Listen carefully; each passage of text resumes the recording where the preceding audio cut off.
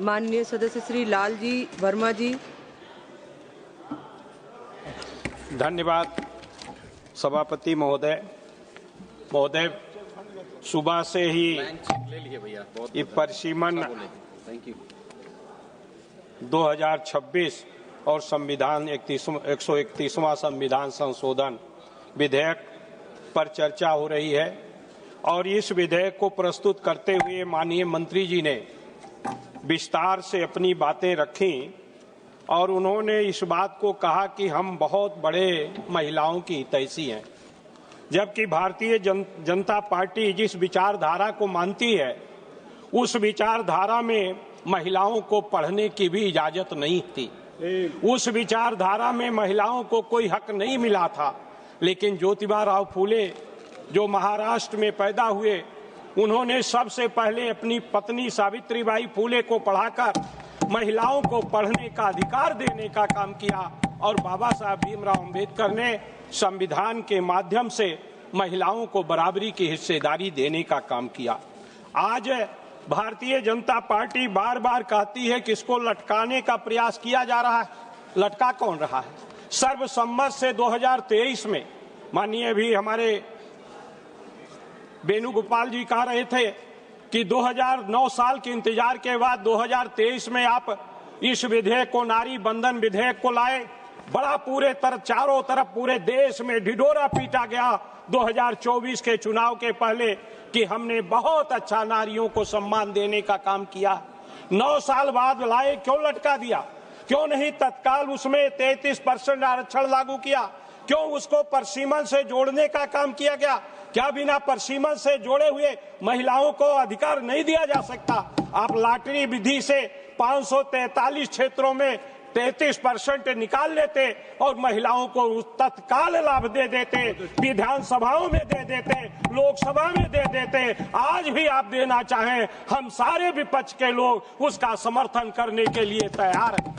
लेकिन आपकी मंशा देने की नहीं है, आप उसको बहाना चाहते हैं और बहाने के रूप में परिसीमन और संविधान संशोधन की बात कर ले आने का काम कर रहे हैं। इसलिए कि उसके माध्यम से आप इस प्रदेश और देश के तमाम हिस्सों को इस तरह से विभाजित करना चाहते हैं कि जिससे आपका तो हक हो, आपको तो लाभ मिल जाए, लेकिन देश का नुकसान उठाना पड़े, देश के लोकतंत्र का नुकसान उठाना पड़े। इसलिए क्यों विभाजन करना चाहते हैं? आज भी तमाम ऐसी विधानसभाएं जो परिसीमन के बाद बनी है, जिसका जिक्र हमारे गौरव गोगोई जी कर रहे थे कि किसी लोकसभा में 16 लाख वोट और किसी लोकसभा में 26 लाख वोट।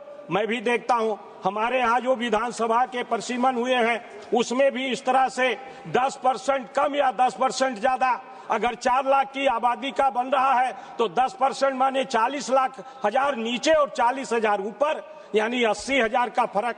तो इस तरह का जब परिसीमन होगा तो उससे लोगों का भला होने वाला नहीं है। और न तो भौगोलिक आधार पर, मेरी एक विधानसभा जहां समय एमएलए होता था 3 तहसीलों में विभाजित है।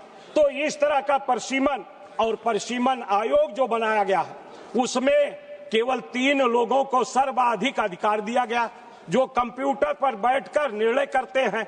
निश्चित रूप से उसमें सहवर्ती सदस्य तो बनाया गया लेकिन उसको अधिकार देने का काम नहीं किया गया।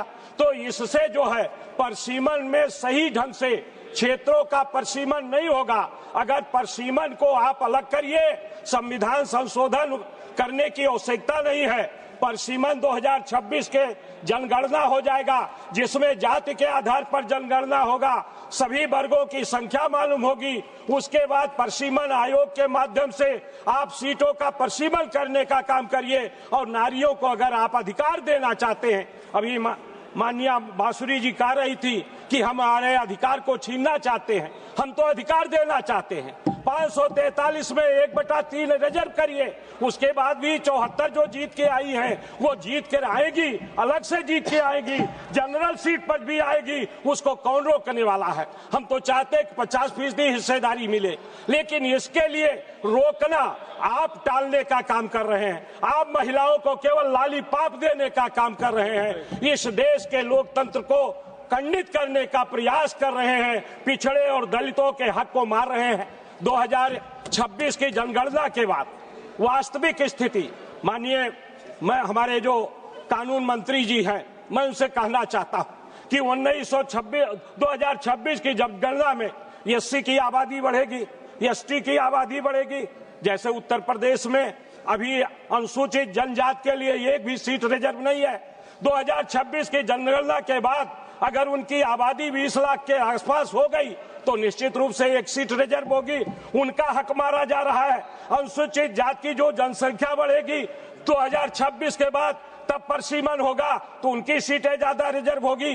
केवल आप महिलाओं के नाम लेकर अनुसूचित जाति का, पिछड़े वर्ग का हिस्सेदारी कम करना चाहते हैं, निश्चित रूप से ये जायज नहीं है। अगर आप महिलाओं के हिस्सेदारी देने के उत्सुक हैं, उनके सही शुभचिंतक हैं, अगर आप उस विचारधारा को त्याग करके प्रायश्चित करना चाहते हैं, जो विचारधारा पहले आपकी रही है, मनुस्मृति की विचारधारा, अगर उस विचारधारा को त्याग कर आप वास्तव में महिलाओं से प्रायश्चित करना चाहते हैं, तो आइए आज हम मिलकर ये फैसला करते हैं कि हम 543 पर लागू करेंगे और 2027 में भी जो विधानसभा के चुनाव हैं उसमें भी लागू करेंगे, 2029 के लोकसभा के चुनाव में भी लागू करेंगे और लॉटरी के माध्यम से 543 में हम चयन कर सकते हैं। इसमें किसी तरह का रुकावट नहीं है। इस विचारधारा के साथ साथ मैं माननीय श्री अखिलेश यादव जी के जो उद्बोधन है उससे अपने को सम्मिलित करते हुए